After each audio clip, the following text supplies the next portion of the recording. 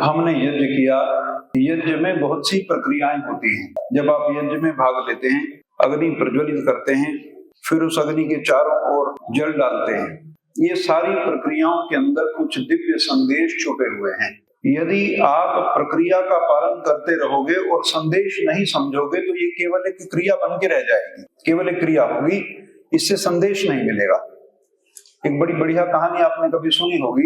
एक शिकारी जो है वो तोते जंगल में होते थे, वो जाल में ले जाता था उनको डाल के। एक महात्मा ने ये सब देखा तो उसको लगा कि तो बड़ी बुरी बात हुई, सारे तोते ले जाता जाल में फंसा के। मैं इन तोतों को ना ज्ञान दूंगा, इनको ऐसा ज्ञान दूंगा कि फिर ये जाल में फंसेंगे नहीं। तो उसने तोते बुलाए, उनको रटाया, बोलो मेरे साथ मिलके। शिकारी आएगा, जाल बिछाएगा, दाना डालेगा, पर तुम फंसना मत। ऐसा उन तोतों को उसने रटा दिया। तोते सब मिलकर ये उच्चारण करने लगे, ऐसा ही बोलने लगे। अगले दिन शिकारी आया तो उसने पक्षियों की वो सुनी कविता और वो तो घबरा गया कि अब मेरा कार्य चलेगा। अब कार्य तो सियाने हो गए सब। जाने से पहले उसने सोचा कि चलो एक बार जाल बिछा ही लो, जब आ ही गए हैं तो क्या दिक्कत है, प्रयास तो किया जाए। उसने जाल बिछा के दाना डाला, सारे पक्षी उस जाल पर बैठ गए और वही गाते गाते दाने चुगने लगे। तो वो मुस्कुराया और उसने रस्सी खींच ली और सारे पक्षी जाल में फंस गए। क्या बोलते बोलते फंस गए? हाँ, बस यही समझना आप। जो यज्ञ की प्रक्रियाएं हैं, यदि उनका संदेश नहीं समझोगे तो बस केवल वो एक प्रक्रिया रहेगी और आप जाल में फंसे रहोगे। मंत्र तो आज का है, अग्निना रईमश्नवत् पोषमेव दिवे दिवे यशसम वीरवत्तमम्।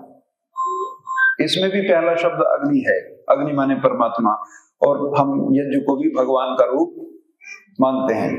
तो जो अग्नि है, ये अग्नि सिंबल है। क्या है? सिंबल माने प्रतीक। किस चीज का सिंबल है? ऊर्जा, एनर्जी। अग्नि जो है वो रिप्रेजेंट करता है एनर्जी को। जो उसके चारों ओर जल डालते हो, जल रिप्रेजेंट करता है विजडम को। किसको? विजडम माने बुद्धि। अग्नि प्रतीक है शक्ति का और जल प्रतीक है बुद्धि का। अपनी शक्ति को बुद्धि से बांध लो। आ गया संदेश समझ में? अगर हमारी शक्ति हमारी बुद्धि के अनुरूप न चली तो ये शक्ति संसार का विनाश कर देगी। शक्ति बुद्धि की अनुगामिनी होनी चाहिए, अग्रगामिनी नहीं।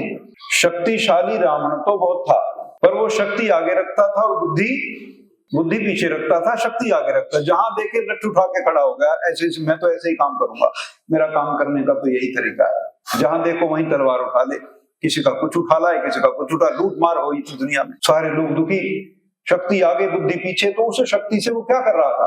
कुबेर को बंदी बना के उसने अपने पैरों के नीचे रखा हुआ था। सारे तमाम प्रकार के देवी देवता सब लोग उसे बड़े परेशान थे, बड़े दुखी थे। इधर भगवान राम थे, उन्होंने बुद्धि को आगे रखा और शक्ति को। तो अग्नि को किससे घेरा? जल से। मतलब समझ गए? माने अपनी शक्ति को बुद्धि से बांध दिया और आगे बढ़ो। और आगे बढ़ेंगे तो संसार में जल और अग्नि है। जहां जहां जल होगा वहां पूजा पाठ में अग्नि के साथ उसको जरूर रखेंगे, वो उसका नियंत्रक है। घर में अग्नि कौन है और सोम कौन है? घर में जो पुरुष है वो अग्नि स्वरूप है और जो स्त्री है वो सोम, विजडम और मून, तीनों सेम थिंग हैं। ऊपर कौन है? अंतरिक्ष में चंद्रमा, धरती पर जल और घर में स्त्री। अंतरिक्ष में सूर्य, पृथ्वी पर अग्नि, घर में पुरुष। ये एक चीजें हैं, ये लाइन बनी हुई है। तो जब कोई लड़का जो है ना किसी भी तरह से परिवार के नियंत्रण में ना आए तो उसका घर वाले ना अंतिम इलाज करते हैं। क्या? हाँ, देखो कितने समझदार नाम लोग। अब ये अग्नि जो है ना, ये तो जला देगी, इसको बांधो। तो पुरुष को किससे बांधा? स्त्री पुरुष का बंधन है, उसे बंधा हुआ है। बंधन कल्याणकारी होता है, नुकसानदायक नहीं होता। तो बांधा। और पुरुष तो कुछ भी नहीं। यदि कोई तुम्हारा लड़का शहर में किराए पे मकान लेने जाए तो उसको कोई मकान देता? अकेले सिंगल लड़के को कोई मकान किराए पे क्यों नहीं देता? विश्वास नहीं है। क्या नहीं है?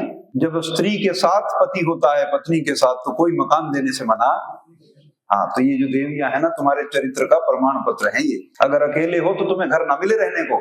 ये स्त्रियों की महिमा है कि तुम्हारे चरित्र में वो विश्वसनीयता पैदा करती है, तभी समाज तुम्हें स्वीकार कर। तो ऐसा करके अग्नि से काम की शक्ति जो है वो नियंत्रण में रहे तो ज्यादा अच्छा है, अनियंत्रित हो जाए तो हानिकारक है। जैसे सिलेंडर में गैस नियंत्रित है कि अनियंत्रित है? हाँ, बस ये समझना। ये पंखे पे रेगुलेटर होता है, 1 नंबर 2 नंबर, अपनी मर्जी है आपकी। आपकी गैस में भी रेगुलेटर होता है। रेगुलेटर माने नियंत्रक। जब शक्ति को मनुष्य नियंत्रित करने लग जाता है तो वो शक्ति लाभकारी हो जाती है, जब शक्ति मनुष्य नियंत्रित नहीं कर पाता तो वो विनाशकारी होती है। अब आपके घर में सिलेंडर है, लोहे की चादर में बंधा हुआ है, तो महीना भर भोजन बनाता है, तो बम है वो तो पूरा घर जला देगा। तो ये शक्ति का विषय यज्ञ के अंतर्गत आता है। हर मनुष्य में बहुत शक्ति है, ध्यान रखना। मनुष्य में इतनी शक्ति है कि इतनी शक्ति दुनिया के किसी और प्राणी में है ही नहीं। इसका कारण क्या है? इसका कारण है हम ईश्वर के पुत्र हैं। क्या कारण है? हाँ, हम ईश्वर के पुत्र हैं। ईश्वर के पुत्र हैं तो ईश्वर की सारी शक्तियां छोटे छोटे रूप में हमारे पास हैं।